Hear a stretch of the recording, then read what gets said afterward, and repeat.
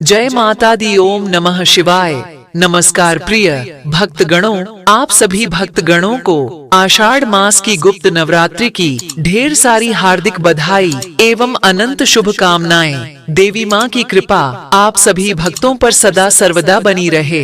प्रिय भक्तगणों, आज गुप्त नवरात्रि का दूसरा दिन है। गुप्त नवरात्रि के दूसरे दिन माँ काली के स्वरूप महाविद्या तारा देवी की पूजा अर्चना की जाती है। तारा देवी को श्मशान की देवी कहा जाता है। साथ ही यह भी माना जाता है कि वह मुक्ति देने वाली देवी हैं। बौद्ध धर्म में भी माँ तारा की पूजा अर्चना को बहुत महत्व दिया जाता है। मान्यता है कि भगवान बुद्ध ने भी माँ तारा की आराधना की थी और यही नहीं, गुरु वशिष्ठ ने भी पूर्णता प्राप्त करने के लिए माँ तारा की आराधना की थी। पौराणिक कथाओं के अनुसार जब समुद्र मंथन के समय भगवान शिव ने विषपान किया था, जिससे उनके शरीर में काफी जलन और कई तकलीफें हो रही थीं। ऐसे में माँ काली के दूसरे स्वरूप तारा देवी ने भगवान शंकर को स्तनपान कराया, तब जाकर विष की जलन शांत हुई। तारा देवी माँ काली का ही रूप है।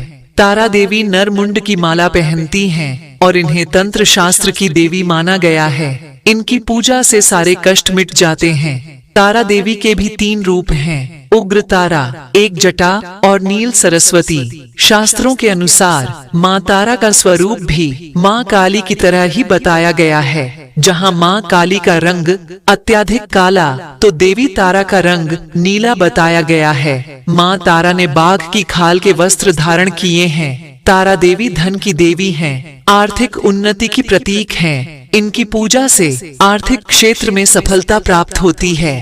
तारा देवी को पूजनोपरांत लाल पुष्प चढ़ाएं और उसके बाद इस फूल को तिजोरी में लाल कपड़े में करके रख लें, श्री वृद्धि होगी।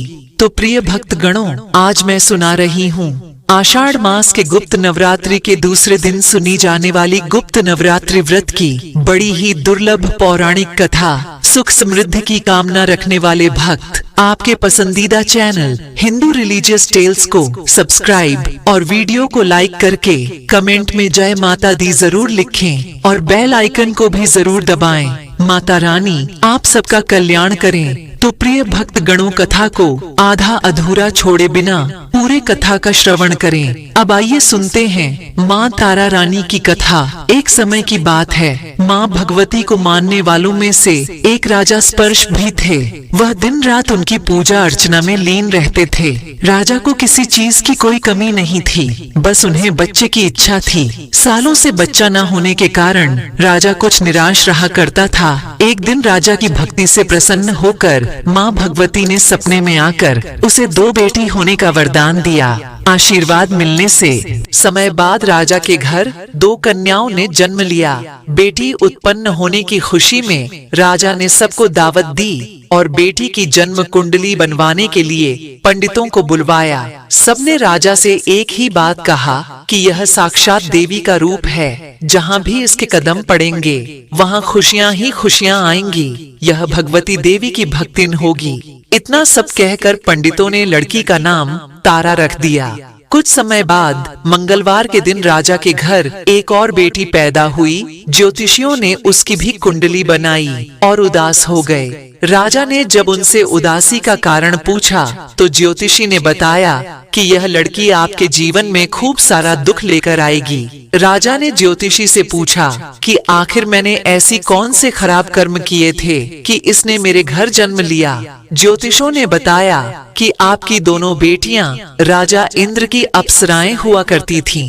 इसमें से सबसे बड़ी बहन का नाम तारा और छोटी का नाम रुकम था। एक दिन यह दोनों मिलकर धरती की सैर करने के लिए गईं। दोनों ने ही वहां पहुंचकर एकादशी के दिन का व्रत रखा। तारा ने अपनी छोटी बहन से कहा कि आज एकादशी का व्रत है, इसलिए बाजार जाकर कुछ ताजे फल ले आओ, लेकिन वहाँ कुछ खाना मत। रुकम बाजार फल लेने के लिए चली गई। मछली के पकौड़े दिखे, उसने झट से उसे खा लिया और अपनी बहन के लिए कुछ फल ले आई। रुकम ने तारा से पूछा कि तुम अपने लिए फल क्यों नहीं लाई? उसने जवाब दिया कि वह मछली के पकौड़े खाकर आई है। तारा ने गुस्से में कहा, तुम पापिनी हो, एकादशी के दिन तुमने मछली खा ली। ऐसे खराब कर्म के लिए मैं तुम्हें छिपकली बनने का श्राप देती हूँ। अब उसी जंगल में तारा की बहन छिपकली बनकर रहने लगी। वहाँ एक जाने माने ऋषि गुरु गोरख भी अपने कुछ शिष्यों के साथ रहते थे। उनके शिष्यों में एक बहुत ही घमंडी शिष्य था। अपने घमंड के चलते वो शिष्य कमंडल में पानी भरकर एकांत में बैठकर तपस्या करने लगा। तभी एक प्यासी गाय वहाँ आ गई। उसने सीधे अपना मुंह उस कमंडल में डाल दिया और पानी पी लिया। पानी पीने के बाद जैसे ही गाय अपना मुंह बाहर को निकालने लगी तो कमंडल नीचे गिर गया और ऋषि का ध्यान भंग हो गया। ऋषि ने देखा कि गाय पानी पी गई है। अब गुस्से में ऋषि ने गाय को एक चिमटे से बुरी तरह घायल कर दिया। इस बात की जानकारी जब गुरु गोरखनाथ को पड़ी तो वह तुरंत गाय को देखने के लिए गए। जैसे ही उन्होंने गाय की हालत देखी वैसे ही उसने उस घमंडी शिष्य को आश्रम से निकाल दिया। कुछ दिनों बाद गौ माता पर किए गए अत्याचार से होने वाले पाप को कम करने के लिए उन्होंने एक यज्ञ करवाया। इस यज्ञ के बारे में गाय को चिमटे से मारने वाले घमंडी शिष्य को भी पता चला। वह सीधे पक्षी का रूप धारण करके यज्ञ स्थल पर आ गया और भोजन में अपनी चोंच से मरा हुआ सांप डाल दिया। किसी को इस बात की खबर नहीं हुई। यह सब होते हुए तारा से श्राप मिलने वाली छिपकली रूपी रुकम देख लेती है। उसके में हुआ इसे खाकर सारे लोग मर जाएंगे। प्रिय भक्त गणों, सबकी जान बचाने के लिए छिपकली बनी रुकम सभी लोगों के सामने भोजन में गिर गई।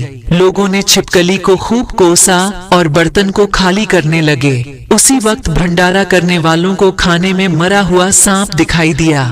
तब कहीं जाकर सबको समझ में आया कि छिपकली सबकी जान बचाने के लिए जानबूझकर भोजन में गिरी थी। एक छिपकली होने के बावजूद भी इतने अच्छे विचार होने की वजह से यज्ञ में मौजूद सारे महत्वपूर्ण लोगों ने कहा कि हमें छिपकली की मुक्ति के लिए प्रार्थना करनी चाहिए। प्रिय भक्तगणों, अब पंडित ने राजा को बताया कि सबकी प्रार्थना से ही वह छिपकली तीसरे जन्म में आप जैसे प्रतापी राजा के घर बेटी के रूप में पैदा हुई है। वहीं तारा ने दूसरे जन्म तारामती के रूप में लिया और अयोध्या के राजा हरिश्चंद्र से विवाह किया। इतने सब बातें कहने के बाद पंडितों ने राजा स्पर्श को रुकम को मारने की सलाह दी। इस बात पर राजा बोले, मैं किसी पुत्री को कैसे मार सकता हूँ? ऐसा करना पाप होगा। फिर ज्योतिष ने कहा कि एक संदूक में सोना चांदी लगवाकर उसके अंदर लड़की को रख देना और संदूक को पानी में बहा देना। उसमें लगा हुआ सोना चांदी देखकर लोग नदी से संदूक जरूर निकालेंगे और लड़के की जान बचा लेंगे। राजा ने ज्योतिषों ने जैसा बताया था ठीक वैसा ही किया। नदी में सोना चांदी जड़ा हुआ संदूक देखकर काशी के पास ही एक भींगी ने उसे बाहर निकाल लिया। उसकी कोई संतान नहीं थी, इसीलिए उसने संदूक के अंदर की कन्या को पालने का फैसला किया। उस कन्या को भींगी वह उसकी पत्नी ने खूब प्रेम से पाला और रुको नाम रख दिया। बड़ी होते ही दोनों ने रुको का विवाह कर दिया। रुको की सासू माँ तारामती और राजा हरिश्चंद्र के महल में साफ सफाई का काम किया करते थे। कुछ दिनों बाद रुको की सासू माँ बीमार हो गई, जिसकी जगह रुको वहाँ काम करने लगी। तारामती ने उसे देखा और पुराने जन्म के पुण्य के कारण पहचान लिया और उससे कहा, तुम मेरे साथ बैठ जाओ। रुको ने बोला कि मैं तो अभागिन हूँ, इसीलिए आपके साथ नहीं बैठ सकती। तब तारामती ने उसे बताया, तुम पूर्व जन्म मेरे ही बहन थी। तुम्हें एकादशी के व्रत के दिन मछली खाली थी तो मैंने तुम्हें दंड देते छिपकली बना दिया।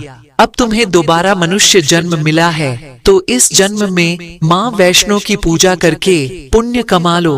माँ की पूजा से तुम्हारी सारी इच्छाएं पूरी होंगी। तारामती की बात को सुनने के बाद रुको माँ वैष्णो से एक बेटे के लिए प्रार्थना करती है और कहती है कि अगर उसकी मनोकामना पूरी हुई तो वह अपने घर में माँ वैष्णो देवी की पूजन और जागरण करवाएगी। प्रिय भक्त गणों, माँ वैष्णो देवी उसकी प्रार्थना सुन लेती हैं और उससे एक पुत्र देती हैं। पुत्र की प्राप्ति के बाद रुको उसकी देखभाल और लाड़ दुलार में माँ वैष्णो देवी की पूजा करना भूल जाती है। ऐसा होते होते 5 वर्ष बीत गए और फिर एक दिन उस बच्चे को चेचक यानी माता निकल जाती हैं। बच्चे की ऐसी स्थिति देखकर परेशान रुको अपने पिछले जन्म की बहन तारामती के घर जाकर उन्हें इस समस्या के बारे में बताती हैं। जब तारामती ने पूछा कि तुमने माँ वैष्णो देवी की पूजा अर्चना में कोई गलती तो नहीं की, फिर रुको को याद आता है कि उसने माँ वैष्णो देवी का जागरण कराने का प्रण लिया था। यह बात याद आते ही रुको को बहुत पछतावा हुआ और मन में माँ से कहा कि बच्चे के ठीक होते ही वह अपने घर में जागरण करवाएगी। अगले ही दिन उसका पुत्र पूरी तरह से ठीक हो जाता है। तभी रुको ने माता रानी के मंदिर जाकर पुजारियों को कहा कि मंगलवार के दिन जागरण करवा दीजिए। रुको की बात सुनकर पंडित कहते हैं कि तुम यही 5 रुपए दे दो, तुम्हारे लिए हम मंदिर में ही जागरण करवा देते हैं। रुको कहती है, मुझे पता है कि मैं चमारिन हूँ, लेकिन आप मेरे घर आकर ही जागरण करवा दीजिए। माँ किसी तरह का भेदभाव नहीं करती हैं, तो आपको भी नहीं करना चाहिए। इस पर पंडित ने विचार विमर्श करके कहा कि अगर रानी आपके जागरण में आती हैं, तो हम तुम्हारे घर आकर जागरण करवाने के लिए तैयार हैं। पंडित की बातें सुनकर रुको अपनी बहन रानी तारामती के पास जाती है और रानी तारामती को सारी बात बताती है। रुको की बात सुनकर तारामती जागरण में जाने के लिए तैयार हो जाती है।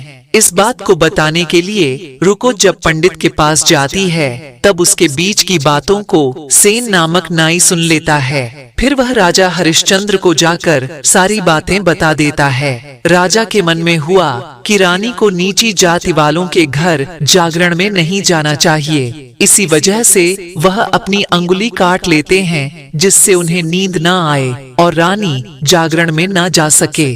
जब जागरण का समय होता है, तभी राजा को जागते हुए देखकर रानी मन ही मन माँ वैष्णो देवी से प्रार्थना करते हैं कि महाराज को नींद आ जाए ताकि मैं जागरण में जा सकूं। रानी की प्रार्थना की कुछ ही देर बाद राजा को नींद आ जाती है। फिर रानी तारामती रोशनदान से रस्सी बांधकर महल के नीचे आकर रुको के घर चली जाती है। इसलिए जल्दीबाजी में रास्ते में रानी का रेशमी रुमाल और एक पांव का पायल गिर जाता है। इधर कुछ वक्त बाद राजा हरिश्चंद्र की नींद टूट जाती है। नींद टूटने पर रानी को अपने पास ना देखकर राजा उनकी तलाश में निकल जाते हैं। रानी को ढूंढते ढूंढते उन्हें रानी का रुमाल और पायल मिलता है। रानी की चीजों को अपने साथ लेकर राजा जागरण स्थल पर पहुँचे और एक जगह चुपचाप बैठकर जागरण सुनने लगते हैं। माँ वैष्णो देवी के जयकारे के साथ जागरण खत्म होता है और सभी को प्रसाद दिया जाता है। तब रानी अपने हिस्से के प्रसाद को झोली में डाल देती है। रानी की ऐसा करने पर लोग उनसे पूछते हैं कि वह प्रसाद क्यों नहीं खा रही हैं। अगर आप प्रसाद का सेवन नहीं करती हैं, तो जागरण में आए लोग भी प्रसाद नहीं खाएंगे। तब रानी बोली कि वह प्रसाद राजा के लिए था, अब आप मुझे प्रसाद दीजिए। फिर अपने लिए प्रसाद लेकर रानी सबके सामने खा लेती हैं। रानी के प्रसाद खाते ही जागरण में सभी भक्तों ने प्रसाद खाया। इसके बाद रानी महल के लिए निकल जाती है। तभी रास्ते में राजा ने उन्हें रोककर पूछते हैं कि तुमने नीची जाति के घर प्रसाद खाकर खुद को अपवित्र कर दिया है। तुमने मेरे लिए भी प्रसाद रखा है, अब तुम उससे मुझे भी अपवित्र करना चाहती हो। अब मैं तुम्हें अपने महल में नहीं ले जा सकता। यह बोलते हुए राजा रानी की झोली को देखता है। तब उन्हें प्रसाद की जगह गुलाब, चंपा, अनेक जैसे फूल और कच्चा चावल व सुपारी दिखाई देती है। इस चमत्कार को देखकर राजा हैरान हो जाते हैं। फिर राजा चुपचाप रानी को अपने साथ लेकर महल पहुँचे। वहाँ रानी बिना किसी चीज के राजा के सामने दीपक जलाकर राजा हरिश्चंद्र को हैरान कर देती हैं। फिर रानी बोली, हे महाराज, माता के दर्शन करने के लिए बहुत बड़ा त्याग करना पड़ता है, इसीलिए आपको अपने बेटे रोहिताश की बलि देनी होगी, तभी माँ दुर्गा आपको साक्षात दर्शन देंगी। यह सुनकर राजा के मन में माँ के दर्शन की इच्छा होने लगी, जिसके लिए राजा ने अपने पुत्र की बलि दे दी। बलि देने के बाद माँ दुर्गा शेर पर सवार होकर प्रकट हो जाती है। उन्हें देखकर राजा हरिश्चंद्र काफी खुश हो गए और माँ दुर्गा ने तुरंत राजा के बेटे को जीवित कर दिया। इस चमत्कार को देखकर राजा हरिश्चंद्र प्रसन्न हो गए। तभी राजा ने माँ की पूरी विधि से पूजा करके उनसे गलतियों की क्षमा मांगी। माँ दुर्गा ने भी राजा को खुश रहने का आशीर्वाद दिया और अंतर्ध्यान हो गई। तब राजा ने रानी तारा से कहा कि मैं बहुत प्रसन्न हूँ, मुझे पत्नी के रूप में आप मिली है। फिर राजा हरिश्चंद्र, तारा रानी और रूकम तीनों अपनी मनुष्य योनि से छुटकारा पाकर देवलोक में चले जाते हैं। प्रेम से बोलिए जय माता रानी, जय मां अम्बे, ओम नमः शिवाय, ओम नमः शिवाय। कृपा करो माँ, जय जगत जननी अम्बे। एक बार प्रेम से बोलिए जय दुर्गा माँ, जय माँ भगवती, जय माँ अम्बे, ओम नमः शिवाय। कल्याण करो माँ, अपने भक्तों का कल्याण करो, जय माँ भगवती। प्रिय दर्शकों, उम्मीद करता हूँ यह संपूर्ण कथा आपको बेहद ही पसंद आई होगी। पसंद आई तो वीडियो को लाइक करके हिंदू रिलीजियस टेल्स चैनल को सब्सक्राइब अवश्य कर दें।